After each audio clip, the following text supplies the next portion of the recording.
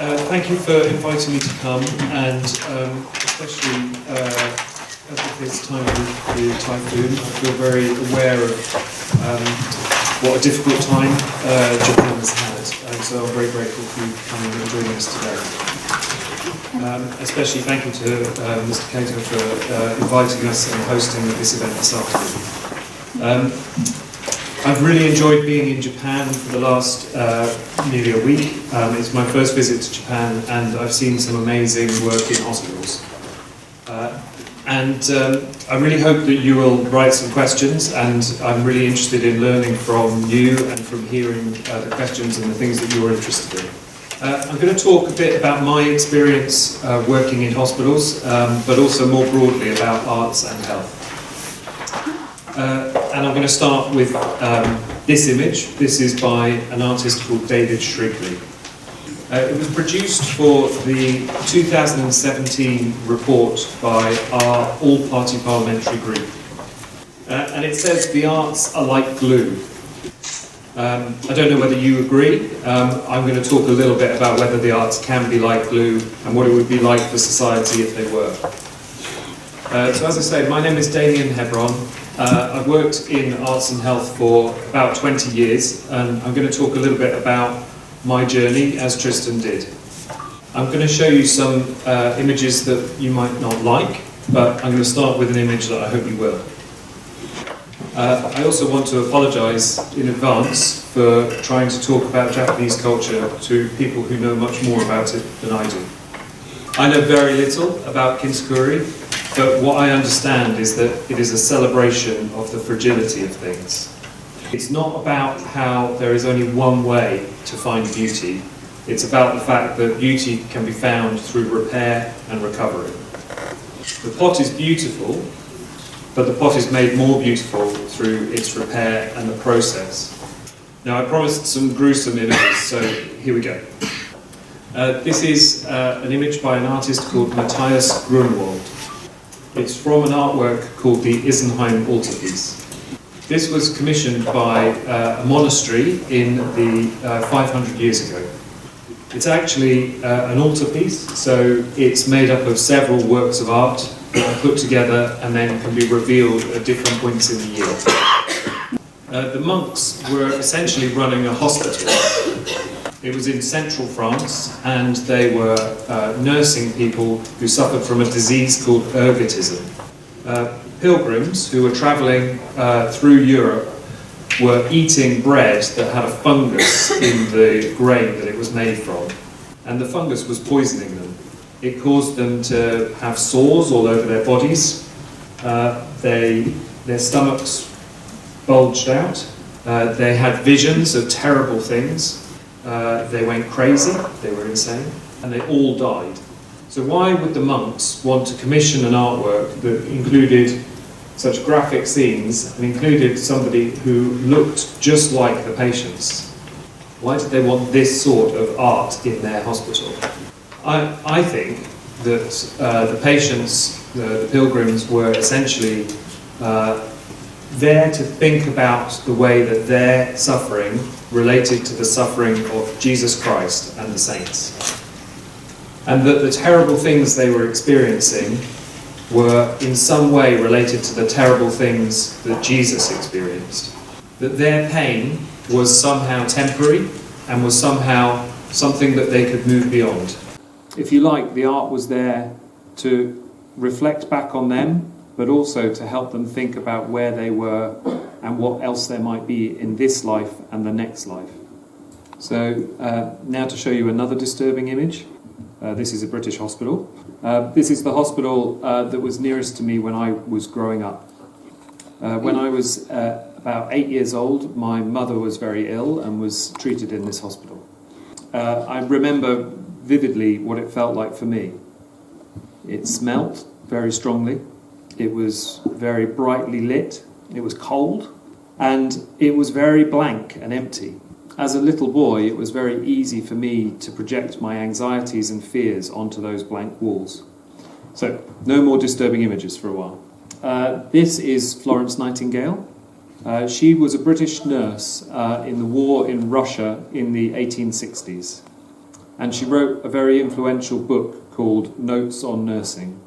She talked about interesting things like cleaning the hospital and opening the windows and letting people breathe fresh air. And she also wrote this section, which I'll read for you. Little as we know about the way in which we are affected by form, by colour and light, we do know this. They have an actual physical effect.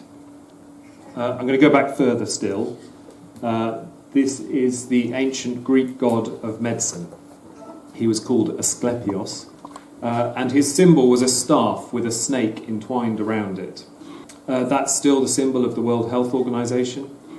And the Greeks felt that the god of medicine could be represented by his 5 daughters. The first of these was called Hygeia, and she was the goddess of health and recovery, health and cleanliness. Then there was Iaso, who was the goddess of recovery, Akeso, who was the goddess of the healing process, and then Aglaea, who was the goddess of beauty and splendour and magnificence. And you needed all 4 of those elements to create Panacea, the 5th goddess. It's only through combining recovery, medicine, cleanliness and beauty can you receive the universal remedy. And I think sometimes in modern medicine we forget about the beauty element. Rightly we concentrate on hygiene, cleanliness and medicine, but maybe we forget about beauty and splendour. And my argument is that the arts can add that element back into what is proper medicine. So I'm going to talk a bit about my work at Cambridge hospitals. I started working there about 20 years ago because, as I said, when I was 8 years old, I'd had this experience in hospital. I'd visited lots of people in hospitals and always felt that there was something that they needed help with. My early career I worked in theatre, but I was always interested in hospitals and healthcare. In Cambridge we developed an arts programme, and it's quite similar in some ways to the one at Chelsea and Westminster. It operated with quite a small budget, but I'm going to talk about different things that we did there. So that I don't repeat what Tristan said, I'm going to talk about some of the practical issues that I faced as an arts manager. So this is a kinetic sculpture. It moves. It's called Asclepion. It's based on the Greek god of medicine. The outer rings move, and then they move the other way. It's about 7 meters tall, and it hangs from the ceiling in one of our atriums. And when we installed it, it kept setting off the fire alarms. Because despite being involved in the building process and the design of this for a long time, nobody had told me that there was a sensor for the fire alarm. I thought it was a smoke detector, but it responds to movement. So the whole sculpture had to be taken down and rehung 1 meter lower. This is an artwork in our main lift lobby area. It's a very busy, quite cramped space. And when these light pieces were installed, they kept overheating and they all turned themselves off. So we had to take all of these down and reinstall them again with fans inside. Such is the life of an arts manager in a hospital. You have to be prepared to take work down and reinstall it. This is work again in a window. This was about responding to the needs of a family. We were approached by a family who had experienced a bereavement at the hospital. They wanted an artwork as a tribute to the person who died. We felt strongly that we couldn't put a statue or a sculpture in honour of one particular patient. The hospital is for the living patients more than it can be for the patients who died. So we asked an artist to talk to the family about the person who died and all their interests and passions, and to create an artwork that was light and playful and celebratory. The person who died is mentioned in the signage beside the artwork, but the main feeling that you get from the artwork is one of joy and life. This is artwork in our maternity hospital for mothers and babies. Sadly, some mothers who go in to have babies in hospital do not leave with a baby. We had to be hugely sensitive about not representing babies as the perfect ideal for this experience. So all the work is abstract.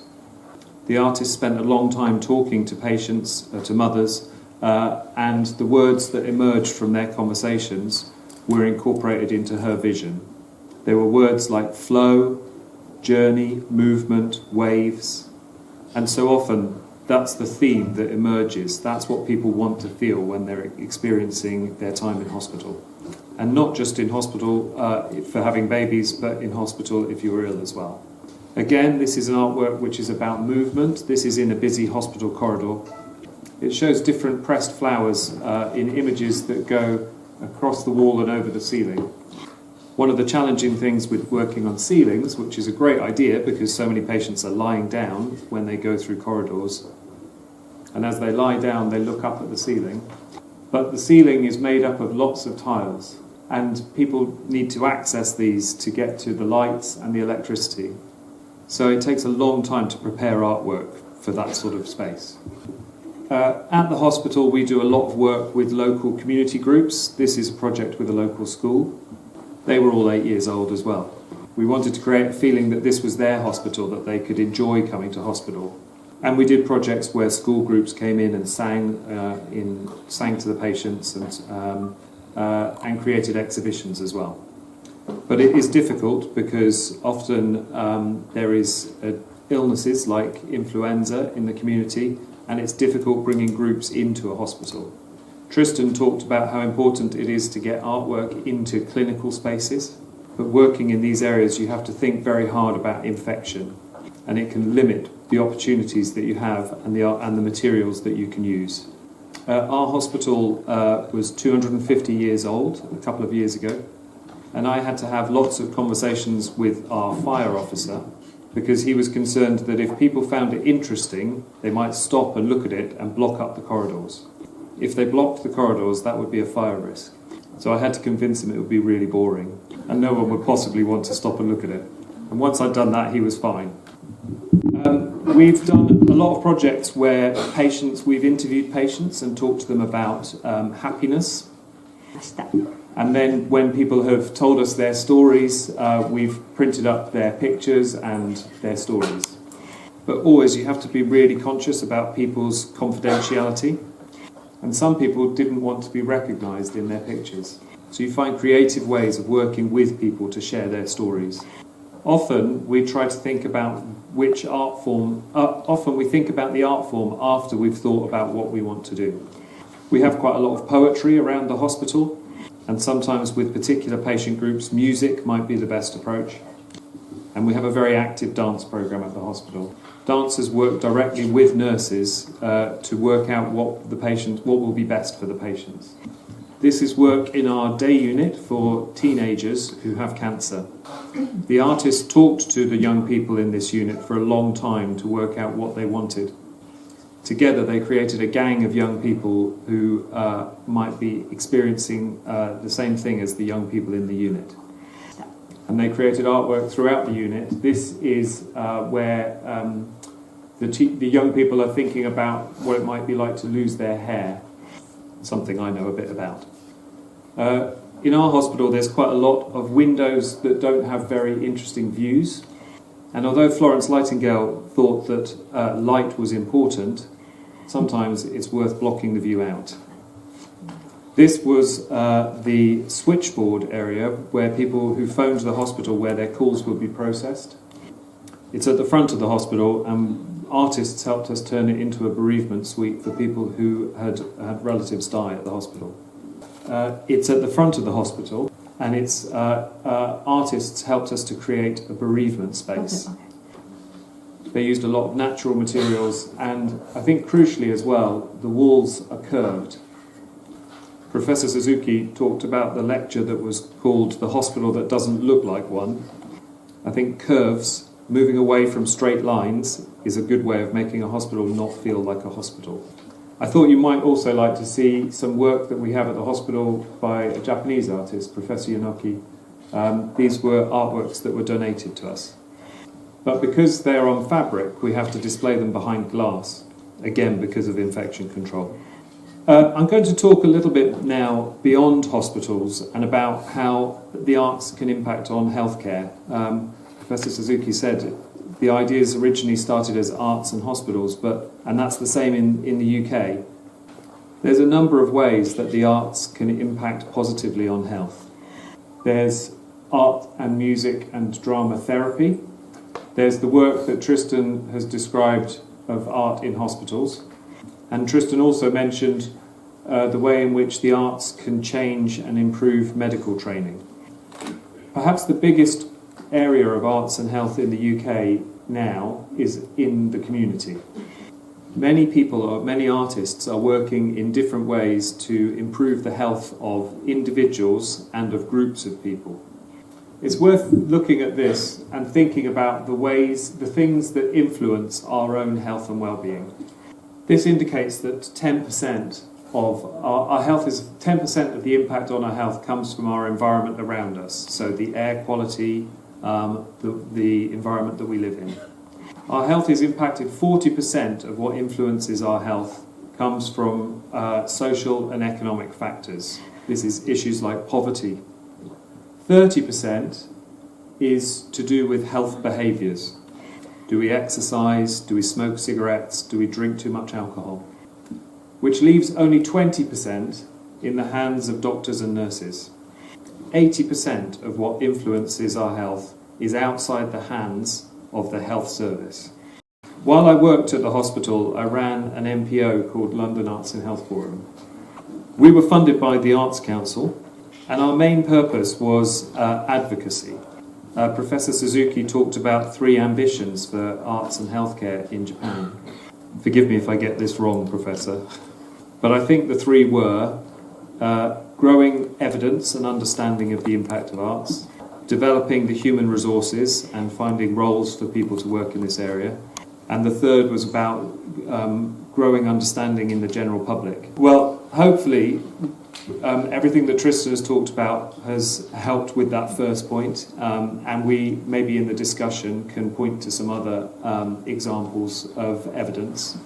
And both Tristan and I have talked about our experience in working as arts managers, perhaps giving different ideas of how those roles can work. So for the last 10 minutes or so of my presentation, I'd like to talk about advocacy and the general public. But before I do that, one of the things that we did at this organisation was have a festival each year. And I thought you might enjoy one of the projects we did in the festival was haikus about health. I know Professor Suzuki writes haikus. I feel a bit embarrassed talking about haikus from an English language perspective. And the translators were horrified at the idea that I would expect them to translate them into haikus for Japanese people. But these, I won't read them, but they were just delivered for people to share on Twitter. And they were written by doctors and nurses and patients. And it was, as a way of sharing their feelings about health. But back to advocacy. About 8 years ago, we established a National Alliance for Arts, Health and Wellbeing. The aim was to bring together all the small organisations working in this area from across England. We asked people to write to their politicians who represented them and to share what they were doing more widely. We started to put the evidence together into one place and started to encourage people to talk about their work in a similar way to each other. There was a lot of arts in health activity across England, but most people didn't know what was happening in the next town to theirs. And there were organisations delivering this work, and each time they were starting as if it was a brand new thing. We then set up an alliance for work in museums, and last year we merged these together to launch the Culture, Health and Wellbeing Alliance. From the work encouraging people to talk to their politicians, a body developed in our Parliament. And that led to a formal group being established. But this work, over the last 10 years in advocacy, built on work that had been happening for many years. Mr. Cato said that this museum is 70 years old, and so is our National Health Service in the UK. And since the beginning of the National Health Service, artists have been working in that system. As Tristan suggested, in the 1990s, hospitals started to really change what they were doing. And this work has become a lot more visible over the last 10 years. But to be honest, in England, our arts in health practice is quite patchy in different parts of the country. And this is important because in England there are big inequalities in people's health outcomes. These two maps are maps of England. On the left, it's outcomes for men, and on the right, for women. The dark areas show where people will live the longest without living with a disease. The lighter areas are where people start living with disease at an earlier age. The difference is extreme. The lightest areas are where people experience disease starting at around the age of 55. The darker areas around the age of 70. This shows London. In parts of London, people are living without disease until they're 70, and then just up the road, people are experiencing disease 15 years earlier. Thinking back to the chart that showed that 80% of the health factors are outside the control of the NHS, we need to create a new discussion about what it is to be healthy and the role that creativity can play in that. This is the report that the politicians produced, and it includes artwork by the artist I showed at the beginning. This says, art helps you see. And hopefully, the arguing about the role of arts helps people start to feel that creativity has a role to play in health and well-being.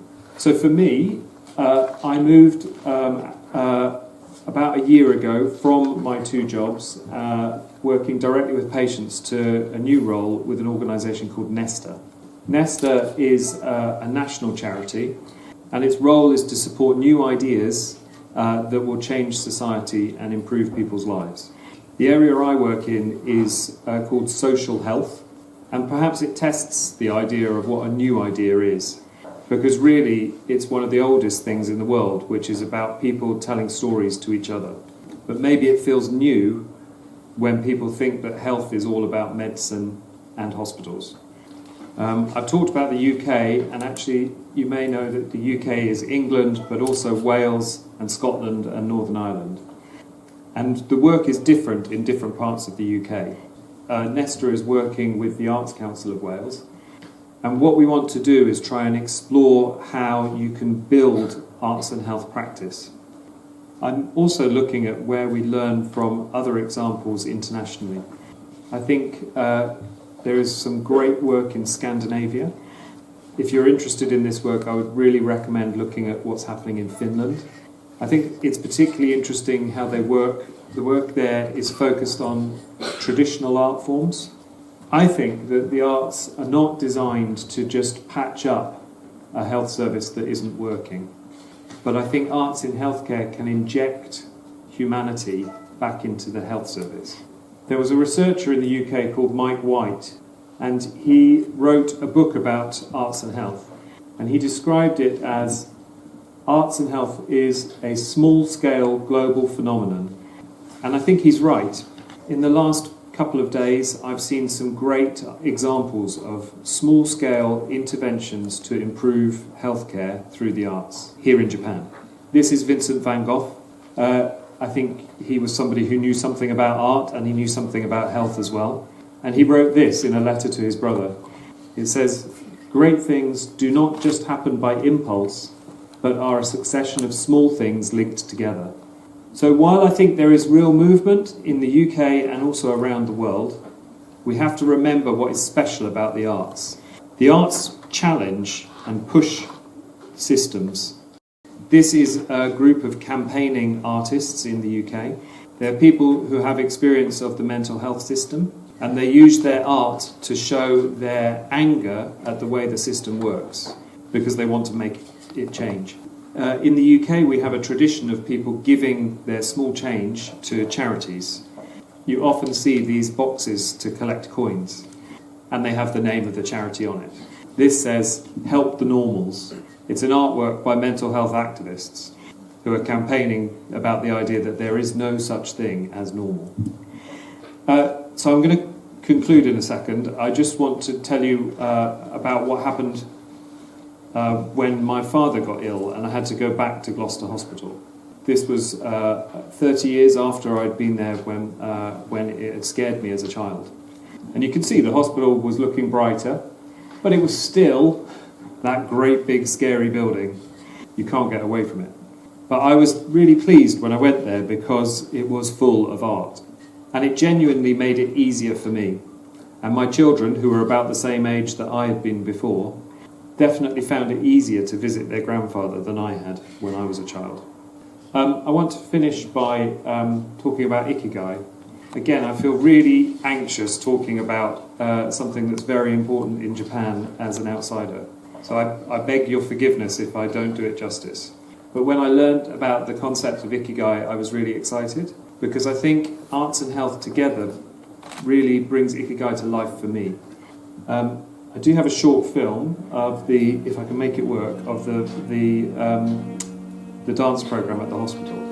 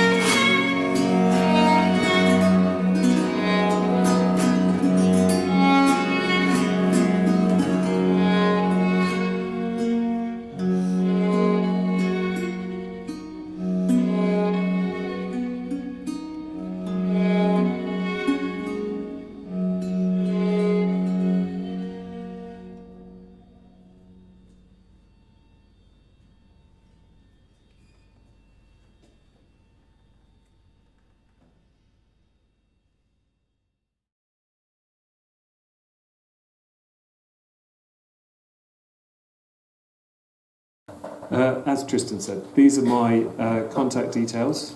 At the top there's some blogs that have been written by me and many other people about different aspects of arts and health. Do please feel free to get in touch. Can I say a particular thank you to the translators as well? And thank you all.